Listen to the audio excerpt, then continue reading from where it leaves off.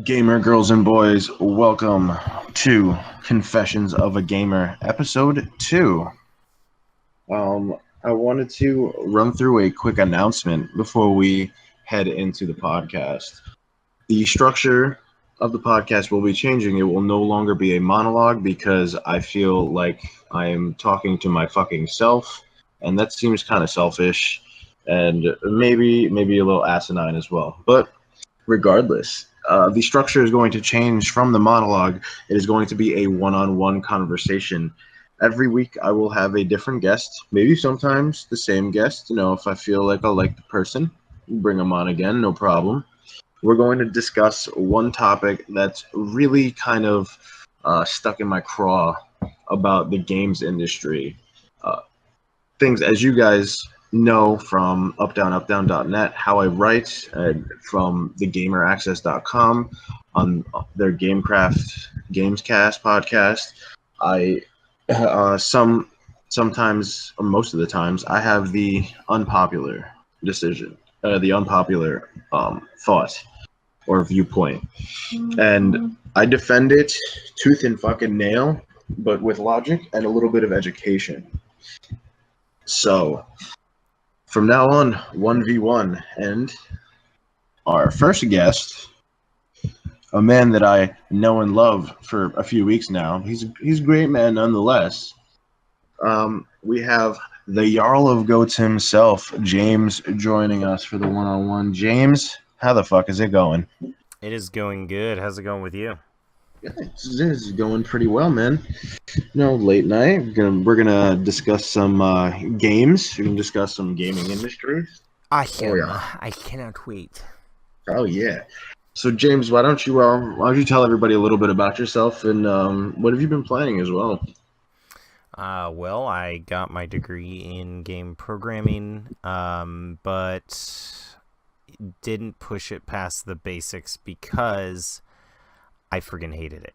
I absolutely hated it. I went in for game design and wanted to write games, and I love video games. I wanted to come up with the plots, come up with game ideas, and it seems like when you're a programmer, you get stuck as a code monkey pretty far down on the totem pole, and you get frustrated. So I decided to go out and just play games as much as possible, meet as many people as I could. I've joined several Facebook groups where they play video games, and we talk about them and theorize about events that are coming up. I've joined a couple discussion boards for it that really kind of exposed me and made me want to make my own YouTube channel. And this is actually my first podcast about video games, so that'll be interesting. Oh yeah, we'll give you a little bit of experience. Maybe toss you around a little bit, haze you. Oh man, I love hazing. I mean, don't. Oh no. No. As far as what I've been playing, I have been playing a lot of Rainbow Six Siege. I don't know why, but that game, it holds a special place in my heart. Really, does it? It's just the Rainbow Six title? No. I hated the Rainbow Six games. In fact, a friend had to convince me to buy Rainbow Six Siege, and I was pleasantly surprised. Quicker rounds, it feels, consistently. You have all the really cool positive aspects of Rainbow Six, but the replayability on this game is just fantastic. And it kind of works a lot like League of Legends or Heroes of the Storm. If you've played those Dota 2, the MOBA games, you can unlock characters, and you unlock characters by trading in experience called Prestige, or nice. You just shit on my podcast. Yes, I just shit on my podcast. I'm sorry. Confessions of a shitter. I can't control myself, so I apologize. Ladies and gentlemen, episode 1 of Confessions of a Shitter. James will explain to you why his shit looks like an asterisk this week. But you basically gather experience, and you use the experience to unlock characters and such, and new levels are coming out all the time. They're beautiful, well thought out. I haven't run into a bad one yet, and the game is so team oriented that very rarely do you join a game where you're just being shit on by everybody the moment you walk in. So it's a nice experience. Well, James, with my bottle of whiskey, my pack of cigarettes, and nothing but this little soapbox I have here, I have a confession to make. I believe that the mega hit that was instant game collections and indie games that came about in the PlayStation 3, Xbox 360 generation, last gen, for those of you that don't fully grasp that concept, thank you. Um, the those games that gave the resurgence to PlayStation 3 and gave Xbox 360 a little bit more depth with the Xbox Live Arcade and obviously the PSN. I believe that the instant game collections and indie games are killing our current console generation. Hmm. Yeah, a lot of people. I've actually had many discussions with people on Facebook about this. I've expressed my disdain multiple times, saying how ever since this new generation has come about, barring a couple exceptions, most of the Xbox Live Arcade games or the PlayStation Network instant game collections have been piles of shit. And let's be real here, they're not as good as they were in the PlayStation 3 era, and there's a lot of problems. Now, really, the what I really want to drive home is the fact that there are so fucking many of these games that are just heaping piles of shit to the point where I don't know if maybe a robot is deciding what games go on the networks, but let's be real here. As much as all of you out there are going to try and defend these indie games and the instant game collections, there's not much in the way of defending it. And I'm not talking, James, so we get this clear ahead of time, I'm not specifically talking about PlayStation Plus or Xbox Live games with gold. I'm talking about their entire marketplace, their entire shop. So first off, let's talk about. I know you remember back in the day when PlayStation 3 was performing like the latest Fantastic Four movie. They were they were pretty bad. They were looking very bad in the public eye. And then games. Hopefully you know some of them, but I'm sure possibly you may have heard of them. Games like Journey, Unfinished Swan, Dead Nation, Super Stardust HD. The list just goes on, but these games kind of pulled PlayStation out of its own asshole. Right. So let's talk a little about that golden age when the instant games collections was fucking a home run almost every fucking month. Well, I think the biggest problem with it and why it isn't a home run every month is our expectations have not been for quality. It's been, oh my gosh, I love it. This indie game either captures my attention for 45 minutes or I could beat it in 3 hours, but I love it. Value of money paid was excellent. And now you're off to find the other one. Another indie game. You spend 10 hours playing it, you beat it, and you're like, oh, that was so rad. Another game. And now indie games are just releasing so quick and the market is oversaturated and people basically run around as if it were a marketplace throwing their dollar bills at the creator's face going, mine, mine, mine. Ooh, this one. Ooh, this one. And then I actually have friends who are like, man, I just spent $40, but I got a lot of really cool games. I got like 5 really rad games. And of course they'll convince me to download them and play them, but you don't really have the satisfaction that you did in the past when you get these games. Oh yeah, it's absolutely. I totally agree. And I mean, let's first off clear the air. We're not looking for a Journey every fucking month. We're not looking for a We're not looking Dead for Nation. Limbo. Yeah, we're not looking. Yeah, it's perfect. We're not looking for a new fucking Limbo every like month. Don't Starve, which has been successful on all 3 platforms. Let me tell you something. When I first got the PS4, the 2 games I played the most were Resogun and Don't Starve. I fucking loved those games. Both of them were awesome. Yeah, And- they're all really good. And that's like the other point. Well, that's something else. Like at the beginning of PS4 and Xbox One's life cycle, there were a few good ones, right? But there was nothing. There was nothing like back in the day. There was like every month. And again, not specifically fucking talking about PlayStation Plus or Xbox games with gold. We're talking about just in general. There's just a bombardment of garbage. But unlike back in the day, just like honestly, Hotline Miami, Super Stardust HD, Thomas Was Alone, Shatter, like you said, probably one of the most popular ones, Limbo, Super Meat Boy.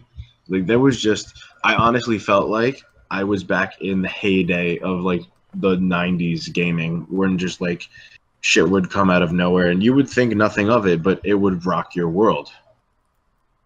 You know? Yeah, absolutely. One of the No. games for me on Xbox Live, even though it's just silly and it's got a playtime of about 30 minutes, but it brought me a lot of hours of joy and fun, was I made a game with zombies in it. And that was the Really? name of it. I made a game with zombies in it. And Really? it was a top down, and you could go pick up weapons and you shot zombies like a top down Contra type game. Mm-hmm. And in the background was this song that presumably the creator wrote, and he's just like, "Welcome to my game. I put zombies in it for your pain," and he just sings about the game, and it was great. But then a couple years later, as these games were coming out, we saw a game that got the same kind of reviews as I Made a Game with Zombies in it, called Anger Management. And Anger Management, indeed, the first time I played it, I almost threw my controller right through the TV. I heard of that, but I never played it. What was kind of the premise of that game? It's Pong. Mm-hmm. And one guy's a CIA agent and the other guy's is some other character, and you move your Pong paddle up and down, just like a normal Pong game. And Abraham Lincoln's in the corner tapping his foot as his head opens up and things fly out of his head. And it's meant to be flashy to distract you. And then it played a song that went, "Nerd Zombies Song. Nerd Zombies Song. What the fuck? Nerd, nerd, nerd, nerd Zombies Song."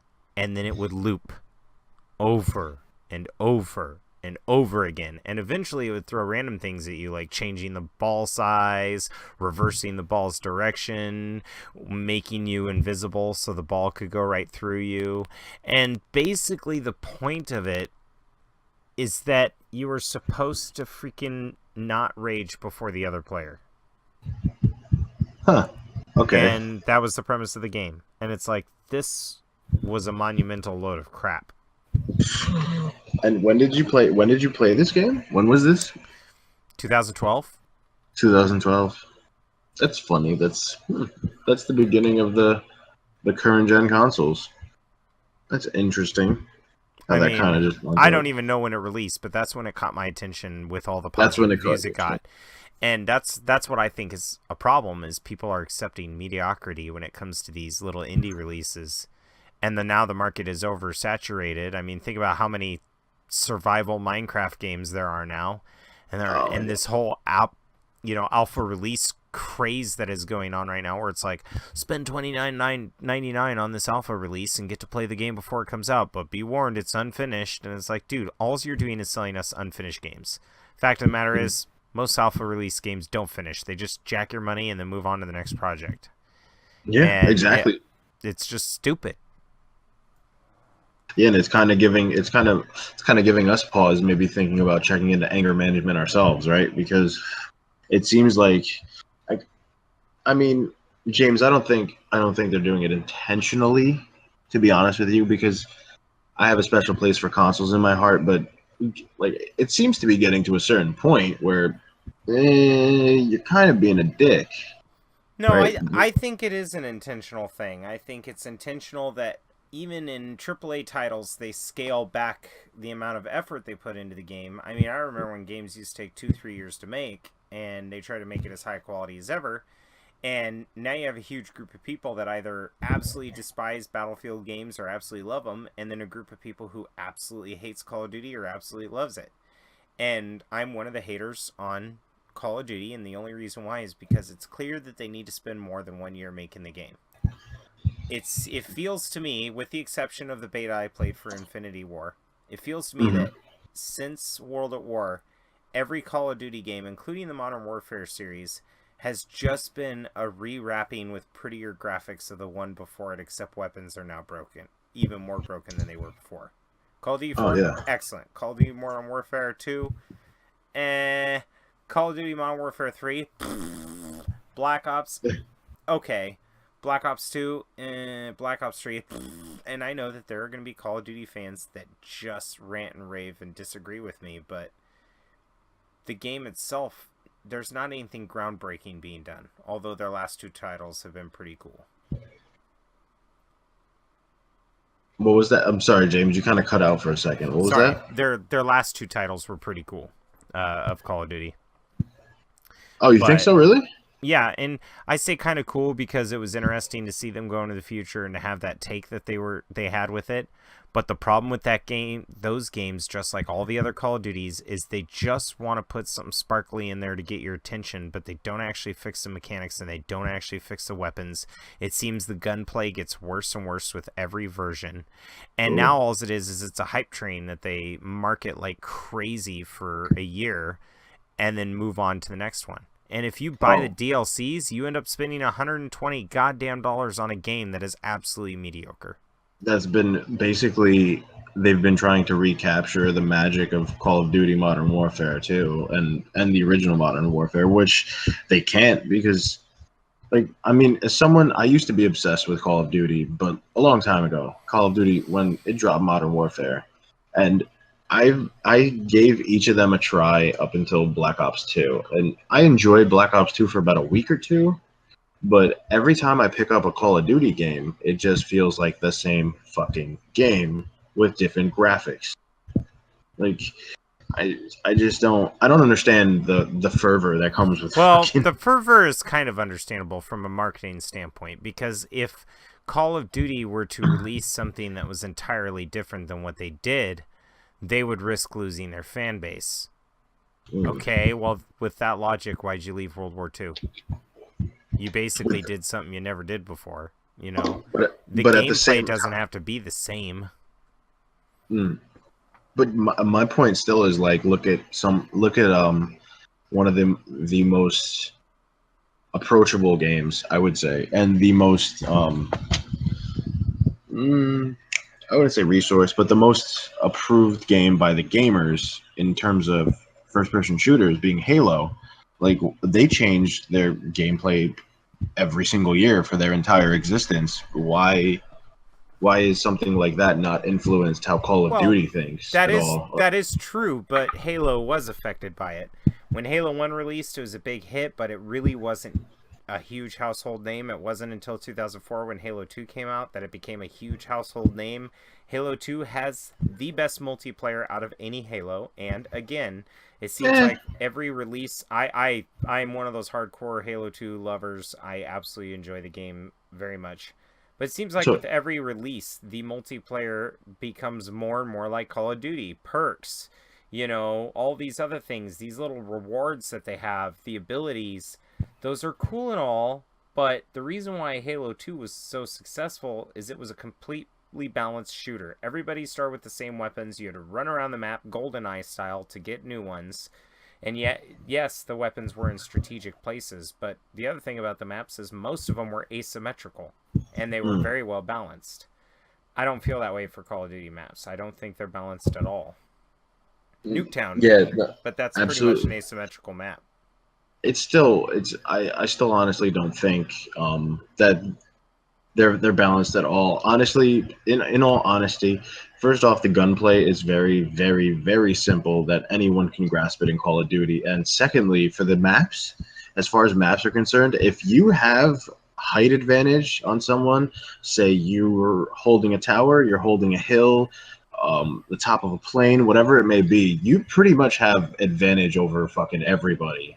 Like, let's be real, especially if you got a sniper in your hand. Like, yeah, it's it's I don't know, man. That game to me, that multiplayer has become a fucking disaster. Yeah. Um, but I'm again, like I said, I always take the unpopular opinion, but I still, I still think that to be the truth.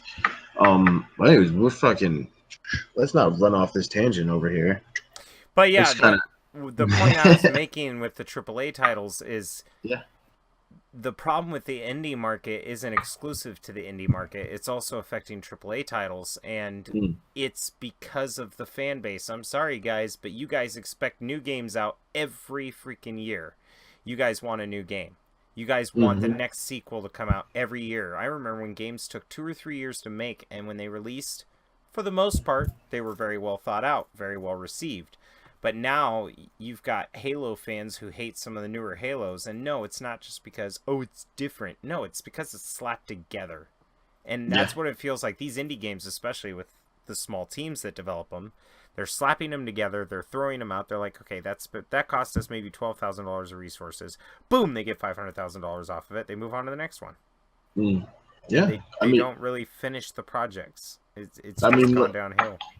let's be fair. There have been some major hits this generation. I think of the ones that come to mind that are the biggest. I think of Resogun. I think of Shovel Knight, and I think of Rocket League. Of course, like you can't Castle mention. Defenders. Oh That was yeah, also a well good one, yeah. that's popular amongst a very good crowd. They're a very dedicated crowd, I would say. But there's nothing like Rocket League, of course, being the biggest example coming out of nowhere. And yes, it had that super type of hype, but the difference between this generation and last generation being being that there was quality games coming out all the time, and over here it's kind of in this generation it's more or less like most of it is just filler bullshit, and then you have these epic fucking games that come out, but they're few and far between. That's Right. the biggest gripe I have with it now. Like I said, like back in the day, all these games that came out, all these indie games that nobody expected to be anything. No one expected Journey to be anything. No one expected the Or Unfinished Baird. Swan. What's that? The song or the game Baird. Oh, Braid? Baird. I'm Yeah, an idiot. Braid. I'm trying to look up games that I could remember, and I just looked at Gears of War and said Baird. Baird. This guy's thinking That's about stupid. Baird the character. No, but Braid was fantastic. Yeah, Absolutely amazing. there was there's actually one game, I don't know if you've played it. It's very close to my heart because um again, unpopular opinion, but I feel it to be one of the best multiplayer experiences of all time.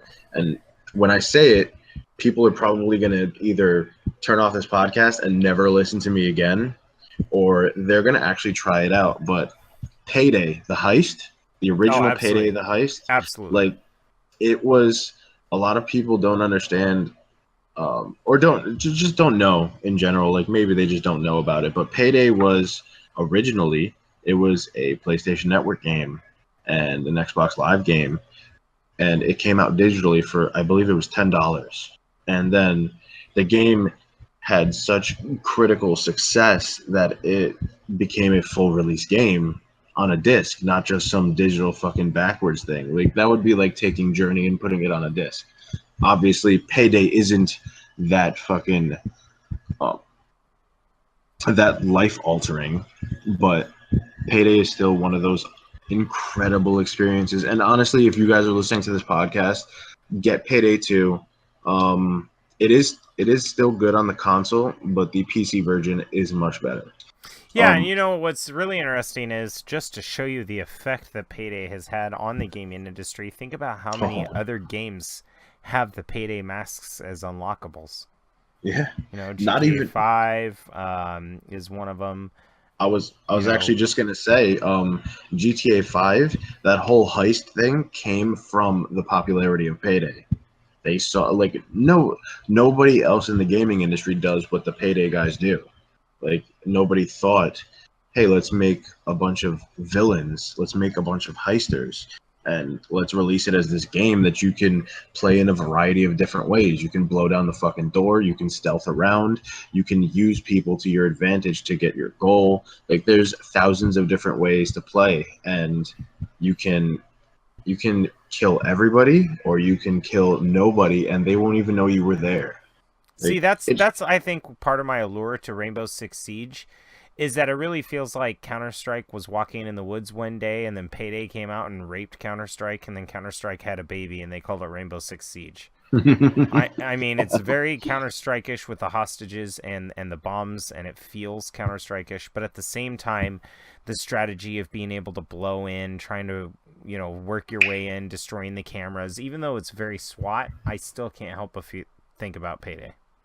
Oh yeah, and it's sad that I still haven't gotten to play Rainbow Six Siege, but I still remember like the months leading up to it. I was like, I want to play this, I want to play this, I want to play this, and for whatever reason, I can't remember why exactly, but I didn't get the game, and it was just one of those things. Like I just didn't get it. I believe I just had so many other games to play at the time. Guys, Samuel L. Jackson. That's all I gotta say. He was in the trailers for Rainbow Six Siege. Oh, he's all walking around the house and he's like talking about the game, and then there's people crashing through the walls around him. Oh yeah, that's right. Oh god, but yeah, there's like nowadays you don't see what you used to see. I just realized I proved your point as to why that those goddamn indie games are selling money is because of hype, and I just let Samuel L. Jackson just hype you up, man. Hype me up. He just hyped you up, motherfucker. I'm tired of these motherfucking snakes on this motherfucking plane. They honestly could have made that a game, an indie title, and it probably would have sold like fucking hotcakes.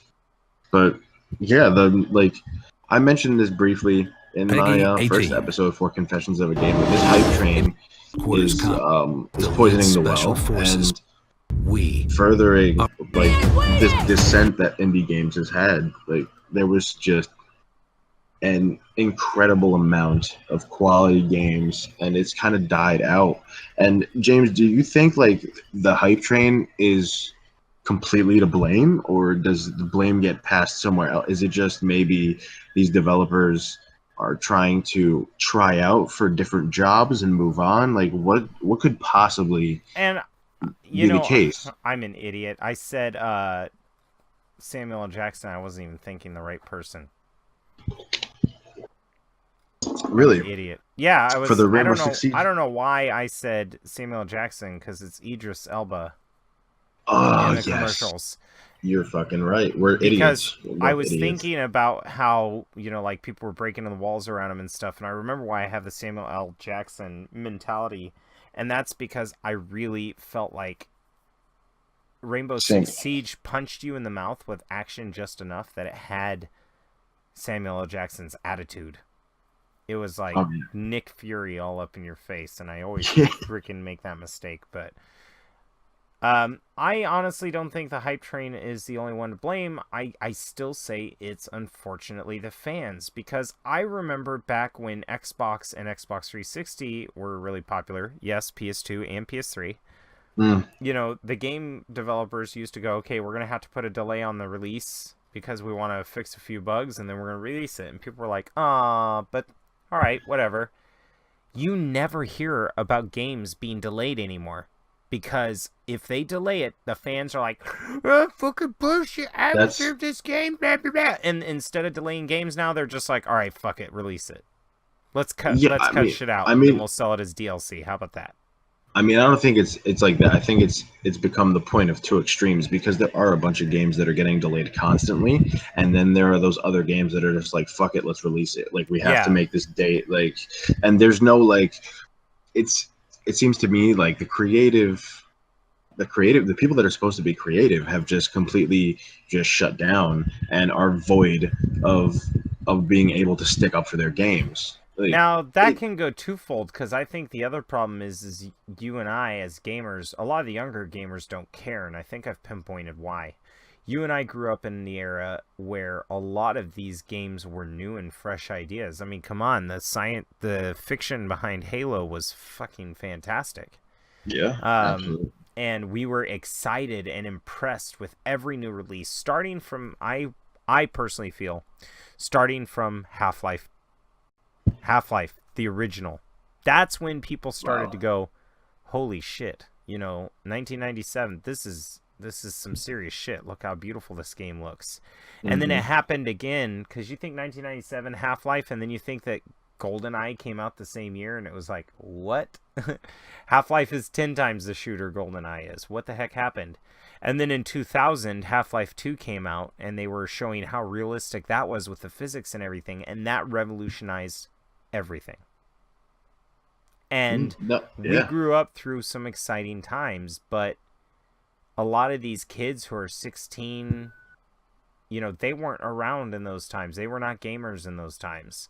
So they've grown into the industry, and they're just like, gimme, gimme, gimme, gimme, yay! I was so disappointed that I beat Halo on the hardest difficulty, Halo 3. My friend and I went and stood in line. We bought it. We brought it home. We beat it in 3.5 hours.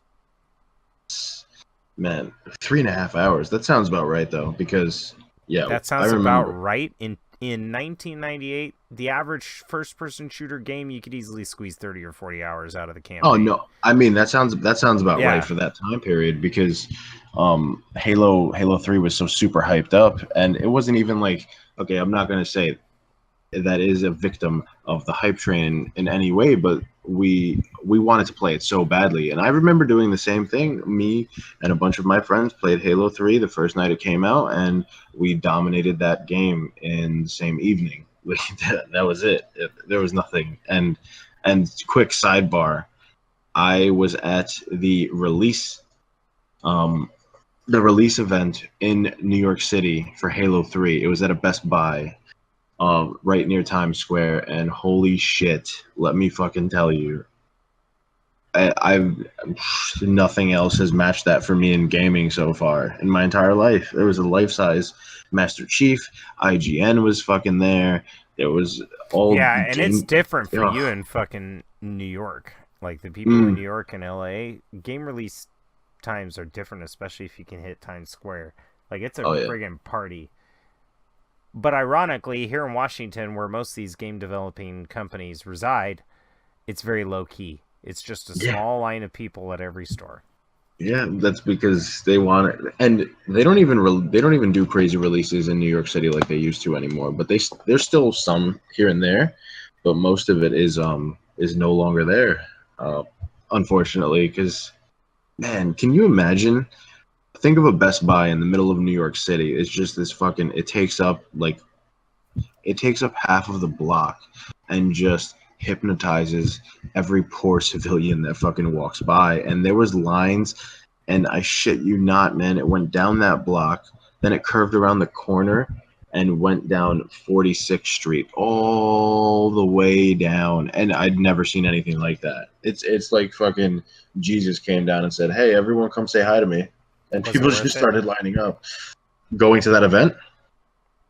For what the product you got. Yes, it was. But I think personally, Halo 3 is the best one of them all. But that's me personally speaking. And I also skipped class that day. Still remember, me and my friends went.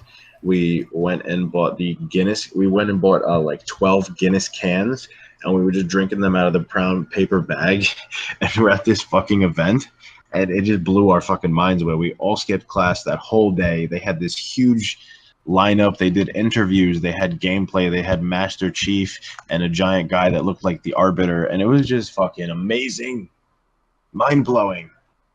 But that brings us right back into now, like the hype train has gone from being an event. It's gone from being this, I wouldn't say life-altering experience, but it definitely could change you in a way as a gamer. They went from being these very fun, very intricate events, and now the hype train is watered down to a post on Twitter or a video at E3 that, when the final product comes out, looks nothing like this and doesn't even deliver on a quarter of the fucking promises they made to you. And it's to me, I think what they're doing in the indie games right now, when they're allowing this many non-quality games to be produced, it's extremely volatile to the gaming industry as a whole, especially console gaming, because they need something. The console gaming needs something to fill in those gaps between those AAA titles. Otherwise, the PC looks even more dominant than it already is. It's to me, it just doesn't make any sense why they're allowing these people. Like, it seems like they have someone like me in there. They're like, here's a bottle of whiskey, drink your bottle of whiskey, and when a game comes in, you just pass it through the other conveyor belt, and it's going to go right into the PlayStation or Xbox network. And that's all you got to do. Don't look at them. Don't think about it. Just just pass it through. Here's as much whiskey as you want. Here's some cigarettes. Here's some food, and maybe every once in a while we'll even bring you a woman. Like, to me, that's my crazy thought process. They're just giving this person whatever they like and saying, just pass it on through. Just keep it going. Keep it going. Yeah, they're trying to cover all their bases and support indie designers all over the place, regardless of their, position or wealth, which is a novel idea. But, I have seen somebody who claims they're good at Photoshop, and then I've seen somebody who's actually good at Photoshop, and the difference is night and day. And I attribute that to game design. I've seen indie games that are very well made, and then indie games that are just absolute shit. And they don't care. They want to give all indie platformers the same opportunity, which is really awesome. It is absolutely fantastic. But I think the problem also with these games is we can't trust our own culture, because people by nature are pessimistic trolls. So they're going to leave bad reviews even if it's a great game. And I mean, if you read a game that has super terrible reviews, you might not buy it, but you might also be missing out on a potentially good game just because so many people complain about the dumbest things. And then you do see those games that are like, oh my God, mostly positive. Yes, I want to buy this and try it out. And then you realize it's because when most people leave reviews, it's not after they've played the game. It's right when they get it. So they're all hyped and excited going, oh man, this game. Just finished my first session playing this game. It's awesome. And it's like, well, why don't you come back 4 weeks from now and tell me how you feel about the game? Yeah, no, absolutely. But let's be honest, can you blame these indie companies when Sony or Xbox or Nintendo approaches them and says, hey, you can release whatever you want on our console? Like, no, I don't blame them at all. Again, I think I blame the fans, just because they just throw money at whatever they want. They don't. We as a fan base do not demand better, therefore we will never get better. Yeah, we're not. As long as we're continuing to feed the system and just throw our money at these games, regardless of their quality, AAA titles included, because a lot of AAA titles suck. But we just throw money at them endlessly and don't even care. We're gonna get shit. You know what's funny is people put more thought into the apps that they buy for their phone because of the pay-as-you-play models than they do going, oh, this game's only $10? Yeah, I'll buy it. Oh, this was a piece of shit. Well, it was only $10. Well, yeah, but you bought 9 other games that month. That's $100, bro. That's almost 2 AAA titles that you just spent, and you maybe like 1 or 2 of the games. Oh yeah, these most of the gamers out there aren't voting with their wallets. They're not causing a gap in this capitalistic machine for game developers to stop and take a second and say, maybe we should stop making garbage fucking games. Maybe we should take a second. Maybe we should allow the team to do what it needs to do to create this consistent stream of quality titles that they don't need to blow your fucking head off. All right. They just need to be good, because at this point they're not. It's mind-boggling to me, especially coming from an industry where quality has always driven the machine forward. It's always been that major aspect that really set us apart from any other type of medium. There's a reason that video games have become the most profitable form of entertainment in the entire world, over movies, over music, over TV. Like, you fucking name it, and video games are toppling it left and right. Like, with the advent of these smaller indie games, the AAA games, competitive play, streamers, YouTubers, fucking video games dominate in almost every single sector, and yet instead of continuing our grand history of quality, we're fucking squandering it completely, especially in an age where so many developers have so much access to these players that no fucking developer in history has had up until recently. What, the last generation, when indie titles started getting very strong, and it was immediately turned on its fucking head, and then the developers came out and took a piss on us, and then they tied us up and left us in the basement with an open fucking line to our credit cards. I mean, it's it's mind-boggling to me why this is happening. Well, not why, but like why we're allowing it to happen. You know? Yeah, absolutely. And now I don't want to sit here and just fucking, because I sound like a negative Nancy right now. Let's be honest, but like, it's James, you would agree, like that seems kind of close to the reality of what's happening with indie games at this moment. Yeah, I Like, mean, I think it's a beautiful thing, but I also am one of the smarter consumers that studies a game in and out, even as far as just going on YouTube and watching some Let's Plays to see if it's something I want to invest in, and I'm thankful for that avenue, but you're absolutely right. I just wish, maybe the indie games would be better if our AAA companies could show by example what constant good quality games are. mm, Because I and watched the E3 conference at the PS4 conference at E3, and I really enjoyed it. But it was all flash wham bam pow, flash wham bam pow, and they left some things unanswered, and then they answered some things. They showed the God of War gameplay, and people were like, "Oh, sweet, God of War and the Viking times," and everybody knows God of War is gonna be sweet. But yeah, then they always show these flashy intros and they never answer any questions, whereas I think it was the Windows conference where it was just a dude at a desk and a lot of conversation was made. I like it. yeah, when it's great when they explain things to you, right? It's not so much so when they just kind of leave you in the dark. And I mean, there's people that like this game, that like a few of these games that I'm gonna mention, that like Octodad, like really, like the remastering of Grim Fandango, like if we're not fucking releasing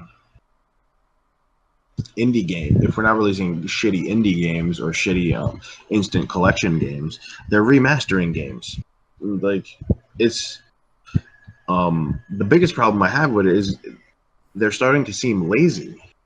Like, and laziness breeds an inept attitude, and breeds how you really approach certain situations. And for us in the gaming industry, this is not only to some our hobby, but to a lot it's a way of life or a form of escapism. And it seems like they're just shitting on us, and it's not,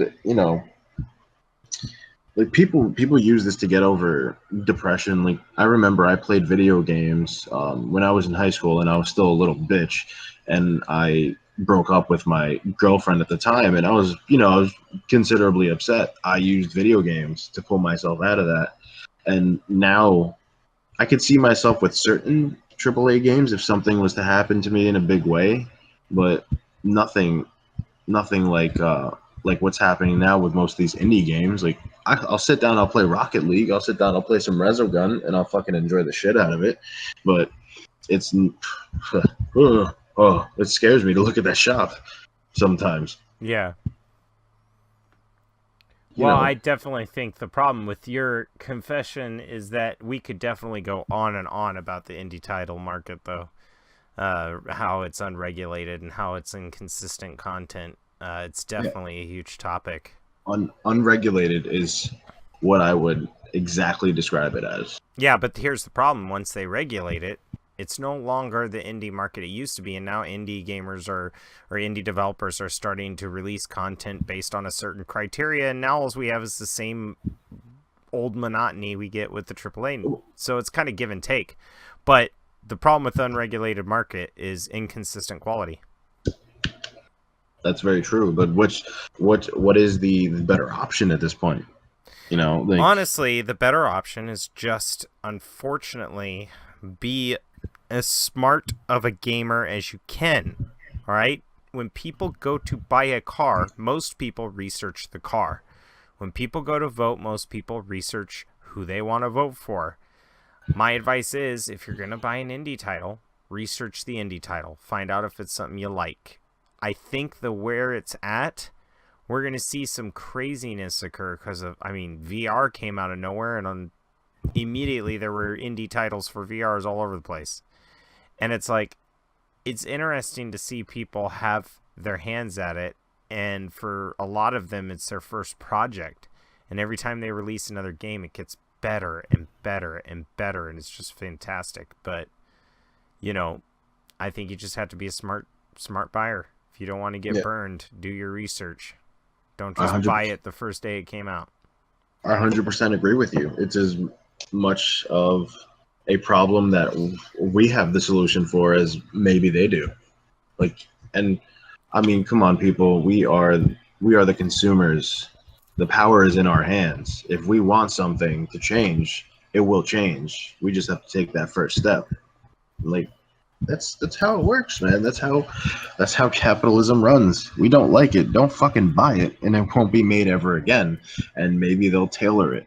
Like, Right. it's that was the one big thing in the last generation.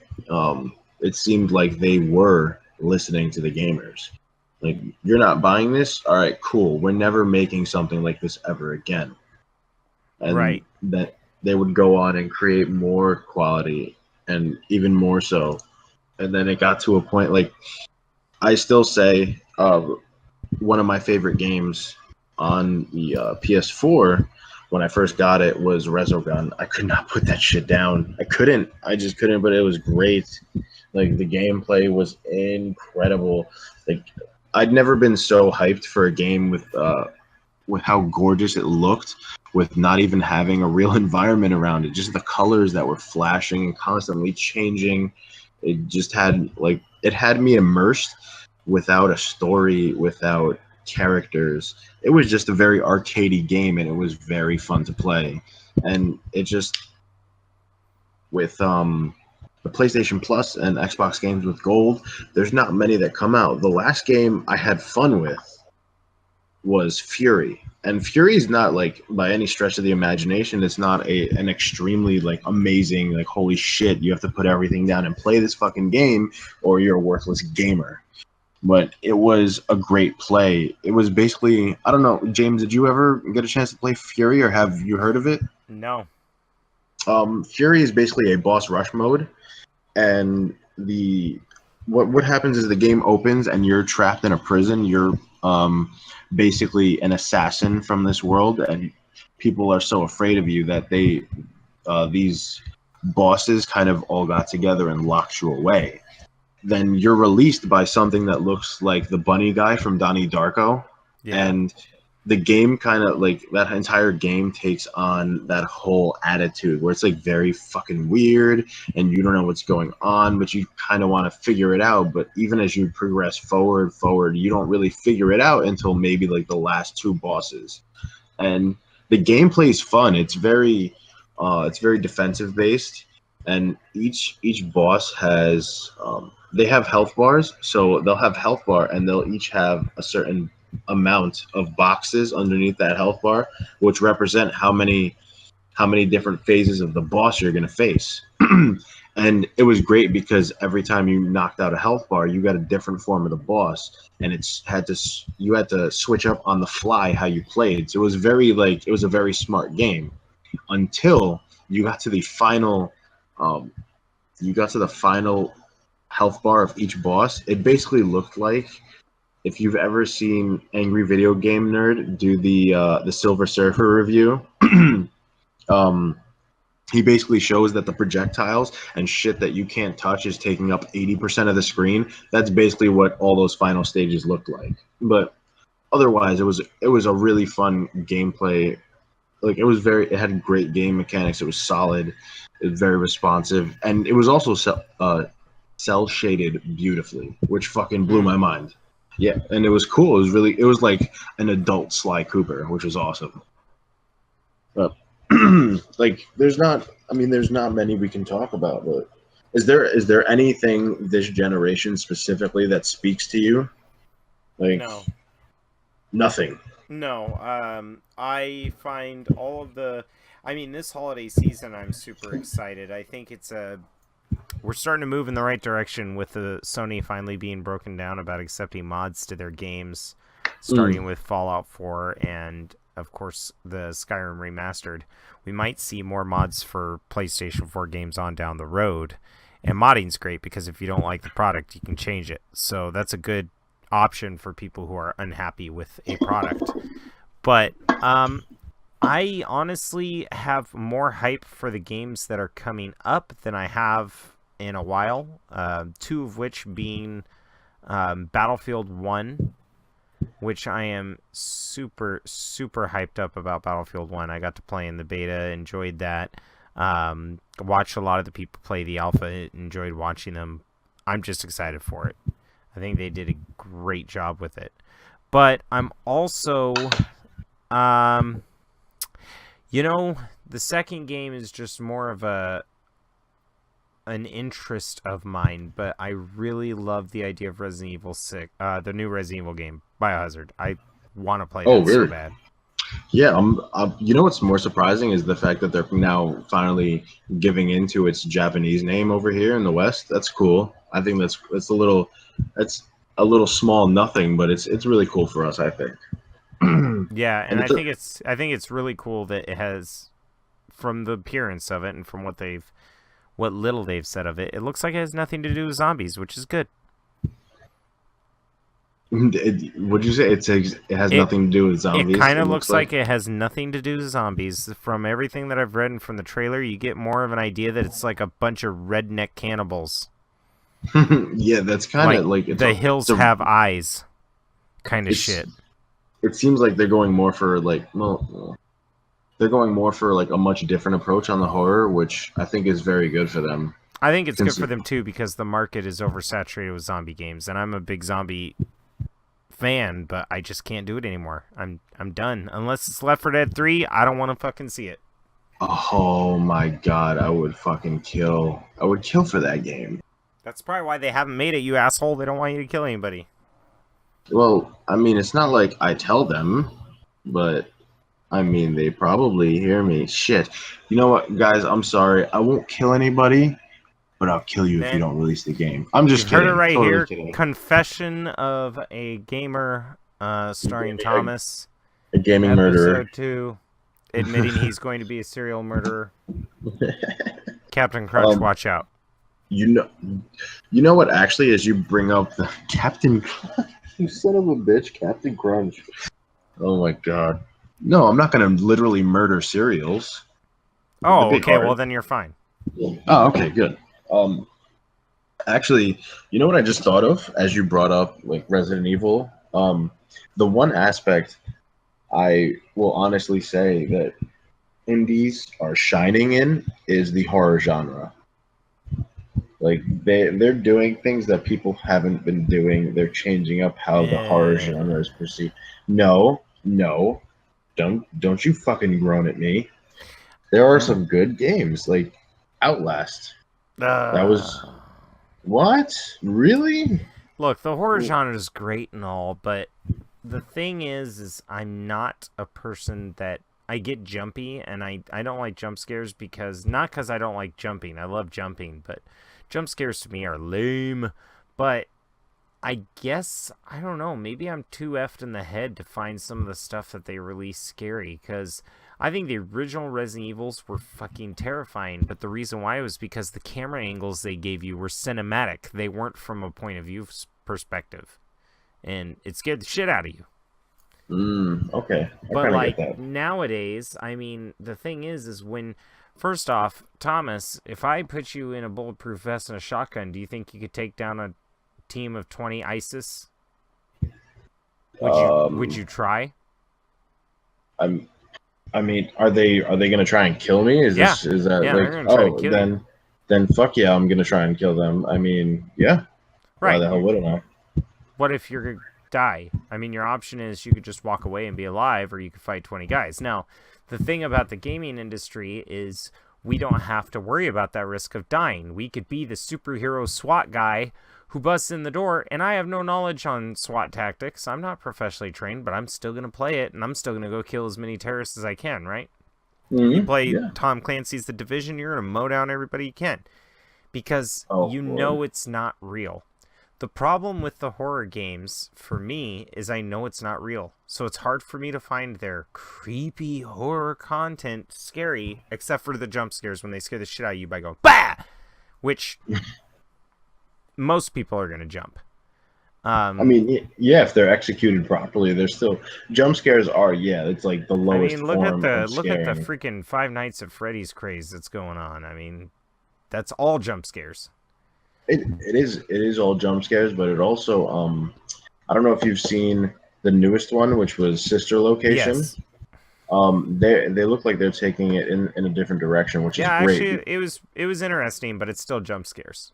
Oh yeah, but the one thing I do have to say for the horror genre in general, especially with Five Nights moving kind of towards this direction more, is that they're very, as of late, especially the indie titles, not so much the AAA titles, but those indie titles are very, very fucking good at building creepy, tense environments that fuck with your mind. And it's like you don't know if something's going to be around the next corner. You don't know if something's going to try and attack you at certain points, and they're very good at making it non-predictable. Like I do some, agree with that, but the problem with the games is you still know that the fear of death is gone. It's kind of like when you watch a horror movie, you have a fear of the character's death. You're like, "Oh, please don't die, Bill. Please don't die." No, Bill died. But when you're playing like Dead Space, that's just a fun ass shooter. As creepy as it is, the jump scares are what get you. But yeah, I didn't feel like I was in a horror movie. I just felt like I was in a sci-fi alien blast 'em shit. And it was definitely a horror game. yeah. Until That's for sure. Dawn, however, Oh yeah, that was a different kind of game because your characters could die, and then that yep, was it. And once they yep. added that element, that risk of death came back, and that was a different feeling entirely. But as for games where when you die, you just go back to the last checkpoint, the only time I Yeah, ever get emotionally involved is when I make it so far that I go to a checkpoint that's really a long ways away, and I don't get scared at that point. I just get fucking pissed. yeah. But Isn't that the thing though? Like that's what happens. Like you'll just get fucking pissed off, and you'll be I like, think fuck this. VR headsets are going to change it for people like me. Mm, But yeah. prior to people like me, horror games are dumb. They're a waste I of mean, money. let's be fucking honest here though, dude. Like on a serious level, if they made a horror game that was like really tense and scary as shit, and they nailed like very intelligent jump scares, and they just built a total fucking great environment that was twisted and dark and scary as shit, and you can't die. If you die, you start the game completely over again. Like, wouldn't you be pissed if you're like right fucking there and you die and you're like, holy shit, I have to do all of this again? It would have No, to be it would have to be like an hour long game. So you don't no, feel like because no, and I would actually appreciate if it was longer because when I play Fallout 4, as crazy as this sounds, when I'm playing on survival, man, that's what I love about survival mode. Is like if you didn't save for the last 3 hours, you get fucked. shit. And If you die, you go back. And I love the games where, like, I love Diablo 3 Hardcore, where you Okay. could spend like 40 hours on this character leveling them up, and then they die, and guess what? They're gone. You have to start all over when that happens in Diablo 3 Hardcore. But it makes the game so much more intense.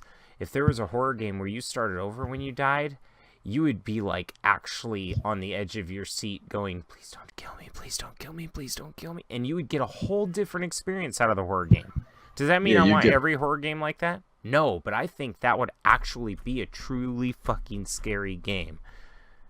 Just to sit there and know that if you die, that's it. You'd be playing the masochist version of a horror game, because what if a company did release that they just nailed everything on a horror game, and it was like a 40-hour story, and if you die at any point, you had to restart the whole fucking game. Like, I mean, would be all of that shit. The challenge, like, I would love the challenge, of course, and if the environment was nailed correctly, fuck yes, dude, like, sign me the fuck up. I love a great horror game. But if you're telling me it's a 40-hour game and I get to hour 39 and then you die and you have to start from the beginning, not only is that another 40 hours you have to put into the game, but then at that point, fucking, you're going to be expecting the scares. You're going to be expecting the creepy environment, and you're just going to be like, well, okay, that's the advantage of a 40-hour game. These little 10-hour horror games that they've been releasing, there has to be a jump scare around every fucking corner. A 40-hour horror game doesn't have to have that. In fact, most of the most popular horror movies is when you get all tense and scared, and then it's gone. They have like 20 minutes of non-scary footage that you're like paying attention to a storyline and experiencing it, and then out of nowhere, scary. These movies where they're just like, you're in a house full of zombies, go! At that point, it's not so much scary as much as it is jump scare factor, weird. Or just cool. I do think horror games are cool. I just don't get them.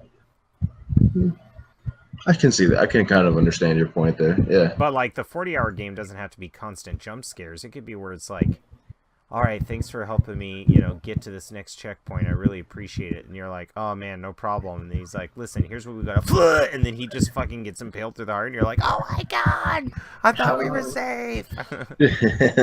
Yeah, like the typical fucking 1980s fucking campy horror feel. But think about this. If at the end you killed the serial killer coming after you, right? Mm-hmm. After 40 hours, you're going to be like, holy shit, that was amazing. In fact, I know I'm not crazy, because a lot of people who play Dead Rising, they want a mode that's the last 72 hours and survive and don't die, otherwise fuck you, start over. They want that. That actually sounds like a lot of fun. But, it's a very hardcore, unforgiving game mode, and it's starting to turn out that more people want those hardcore game modes. And because we're not pussies. Right, if you killed the serial killer after level 40, how would you feel? Fucking awesome. Right? After 40 hours, you'd be all fucking awesome. Now, let's say that right after the credits, you see that the serial killer gets up, he's not really dead, and he walks away. How would you feel then? I'd be kind of pissed that I have to kill his ass again. You would be like, oh my God, he didn't die. It would affect you. Yeah, of course. And then when the sequel's coming out, you're like, oh shit, I want that. Oh yeah. Wait, real quick, did you happen to see the Jason game that they're making, the Halloween game? Yes. Or that's been made. Friday the 13th game, where he's like all the different kill modes. Yeah, and it's like four people. You play as four campers, and one person plays the boss, and just goes around and just fucking brutally murders everyone. Yeah. It reminds me a lot of games that are coming out nowadays. Evolve being one of them. Huh? Evolve. I was gonna say Evolve, like just not like the horror blah blah blah, just the how it's 4 players trying to stay away from a murderous killer. But it involves I absolutely do agree with that. I think that's a good point you make. Definitely evolved, but I'm thinking more like some of the Dead by Daylight gameplays and stuff like that. I'm sorry, which game? You cut out for a sec. Oh, sorry. I'm probably cutting out because my network's probably like crapping in my mouth or whatever. Garbage. It's like. Ugh. Oh God. You don't want that on your face? And thanks for coming to the podcast, man. I'm gonna just go cut my ears off and But talk Dead to by you again. Daylight is a game that's actually really awesome where there's 4 survivors. They got to go around and turn on all these generators to open up the exits, and they have to leave while a murderer is trying to hunt them down, beat them, kill them, grab them, hang them from meat hooks, and just kill everybody. So it'll be interesting to see Friday the 13th put a Hollywood spin on Dead by Daylight, which is a fantastic game. Oh yeah, yeah. Oh, and I'm looking up. I actually just looked up this game. This does look really fucking cool. Yeah, Dead by Daylight is amazing. Now, see, this game scares me. This is more than jump scare because there is an intelligent person hunting your you. ass down. And sometimes it is relentless. And sometimes you just get shit on.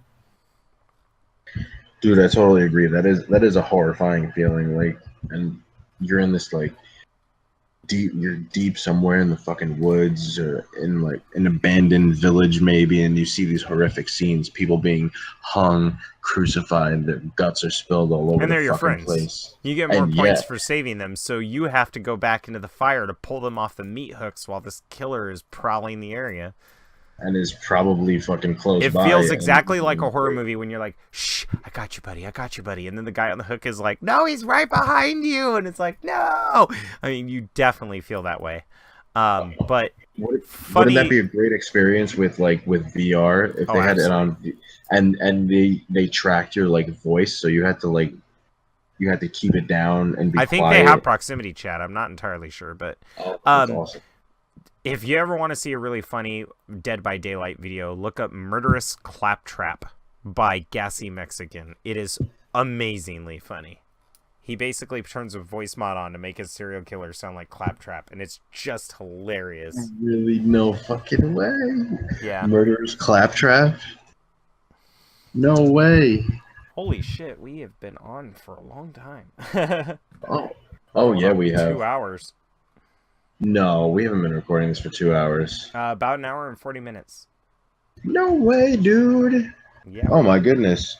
Well, yeah, we got crazy, but we talked a great deal about the the indie problems that have been happening. We got into horror games, which wasn't expecting it, but I fucking love horror games, and I'm sure. Well, I mean, that stemmed from the indie because the VR. Exactly. A lot of the indies are horror games coming out. It's just it's a great experience to do, and man, I totally apologize if you guys fucking didn't want to listen to us bullshit for an hour and 40 minutes, but I mean, you played the podcast. You know what? So. Don't be surprised, podcast. Don't be surprised, YouTube, if this one splits up into 2 parts because it is a hefty topic. I think we do indie and then we do horror because we 2.1, 2.2. There you go. That's what we'll call the episodes. I'm coming for your bitch ass. But anyways, since we did go, how did you spell coming in that sentence? Just curious. Nah, wouldn't you like to know? Oh shit. Anyways, guys, thank you for joining us here. Confessions of a Gamer, episode number 2. We're gonna come at you. Thanks for having me on the show, by the way. Any fucking time you want, sir. Anytime. Let's just not try and make it 2 hours long next time. See, I warned you. This happens when you and I get together. This is very true. We just fucking yap our fucking gums and don't shut the fuck up. We're like 2 women. We just get together and we're like, oh my god, blah blah blah blah blah. Did you hear what Charlie said? Oh my god, check her Facebook. I did my hair today, and I took a picture, like 30,000 of them, but I deleted like 29,999 of them. Oh my god, that is unreal, dude. Yeah, fuck you women in your fucking Snapchatting ways. Anyways, my James, wife's not like that, by the way. I'm definitely like that, though, as you can tell. Good. Well, bad for her, good for you, I guess. Wow. Anyways, thank you guys for joining us. You can find me on Twitter at GameStom_UD. guys can leave any comments, questions for literally any of our podcasts. Specifically, I'm going to throw a shout out to Dragon Chasers. That is our D&D podcast. I would love for any of our D&D players here to go and check that out, get involved as a community.